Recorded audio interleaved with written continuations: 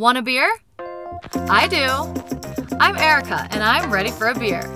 I live in Colorado, one of America's beer meccas, and believe me, I've tried my fair share. You see, under the glam and glitz, this girl is just a beer drinker.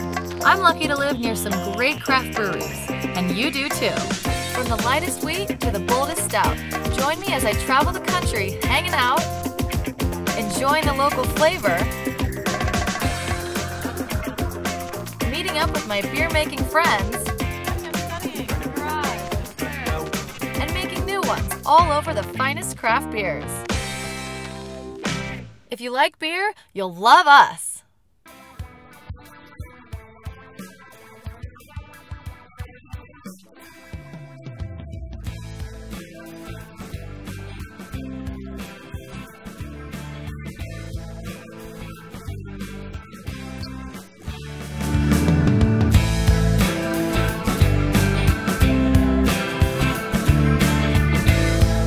Coming up, I go on a cheap date with a real pig and drink some pumpkin beer.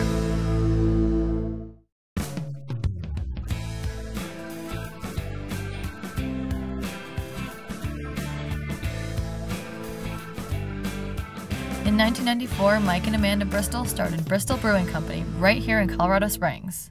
All right, so we're here with the big man, Mike from Bristol Brewing Company. Charge of it all, huh? I guess so, yeah.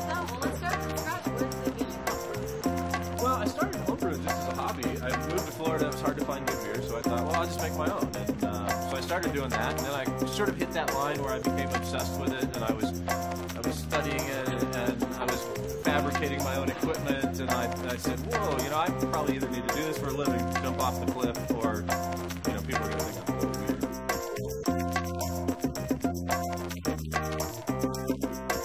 You know, this is back in '94, so people weren't nearly as aggressive about beer styles.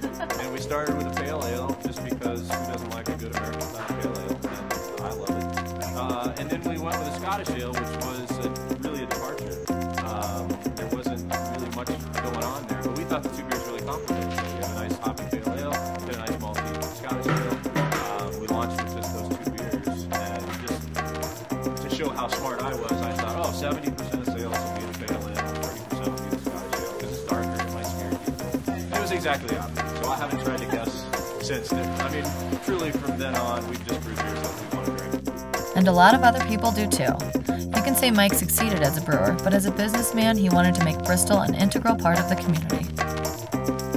Yeah, we started the community ale program with the Venetucci Pumpkin Ale, and we basically said, look, here's a cause we believe in. It's a nonprofit. Let's do a beer that sort of reflects that cause. In this case, it was pretty easy because of the history of Venetucci. It had to be a pumpkin ale. But then let's take all the profits from that particular beer and give it back to the charity. So it's really twofold. Part of it is the cash, but part of it's also the exposure for that particular group. Right. In this case, the farm, but we also do 3 other ones. So then the pumpkins for the pumpkin ale come directly from Venetucci? Yeah, they plant a specific type of pumpkin for us. Our staff goes out and picks 1,500 pounds. We bring our kids. All of our spent grain through the brewing process all the time goes back to the farm. They use it for soil amendment. They use it to feed the animals. In the 30s, Nick Venetucci was rising through the ranks as catcher in Babe Ruth's New York Yankees when his father called. It wasn't a congratulations, but a request to come home and help on the newly purchased family farm. Well, let's just say Nick is known as the Pumpkin Man and not Mr. October, a decision he never regretted. I'm here with Susan Gordon here at Venetucci Farms. We just got here and we're excited to check it out. I mean, this is a big farm. This is where they grow the pumpkins. Her and her husband, Patrick Hamilton, manage the farm, and she's here to tell us about the relationship that Venetucci has with this community.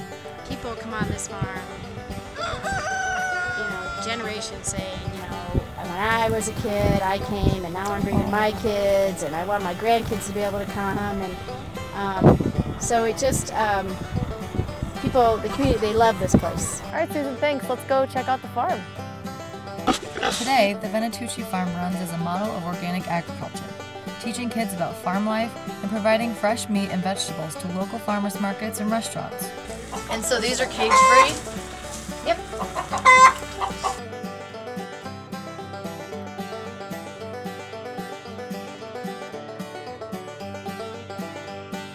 All right, Harley, while you're mashing up that pumpkin, I'm gonna go grab a pumpkin beer. See you later. This truly is a farm-to-table, glass experience. I mean, this has to be good for you, right? It's a health food drink. I love it. It is. I'm going to take the rubber. It has antioxidants, flavonoids, B vitamins, soluble fiber, silicone to help strengthen your bones, polyphenols to lower your cholesterol. Well, I guess that's right?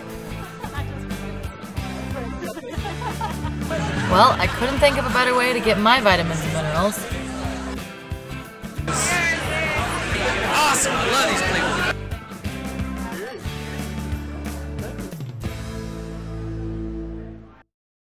people. Go fill your glasses and come back after the break, and I'll be launching some pumpkins.